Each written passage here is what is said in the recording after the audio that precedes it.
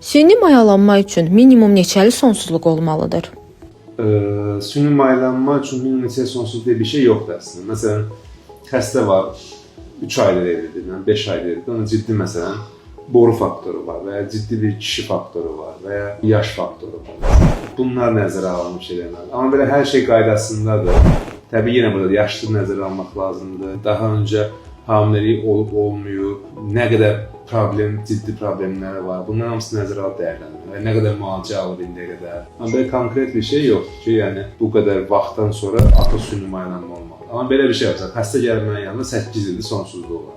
10 ildir sonsuzluğu var. Olmayan müalicə qalmayır. Bu xəstələrin bu qədər uzatmanın mənası yoxdur. Məsələn, xəstə yola çıxanda var idi 33 yaşı, 34 yaşı, artıq 8 il sonra 42 yaşı olur və bu 42 yaş ciddi bir problemdir. Məsələn, süni mayalanma üçün. Ona görə belə şey dəyərləndirmək lazımdır, xəstə görə dəyərləndirmək lazımdır və ümumiyyətlə hər işdə ağıllı olmaq lazımdır. Mən həkim cəhətdən danışıram və xəstə cəhətdən də.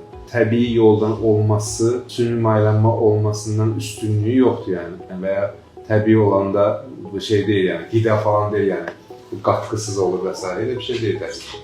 Və ya süni mayalanma dünyanın sonu deyil və süni mayalanma oldu, bir daha özünə hamilə qala bilməsi, o da deyil. Burada məsələ nədir? Bir an öncə hamilə qalması deyil, uşaq sahib olması.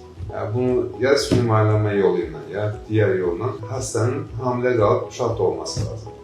Yəni vaxt itirməməsi lazım. Mən yenə deyirəm, 34-33 yaşında olan yumurta keyfiyyəti ilə, sayı ilə 42-43 yaşında şeylər bir deyil yəni. Ona görə burada məntiq ağıl işlədir.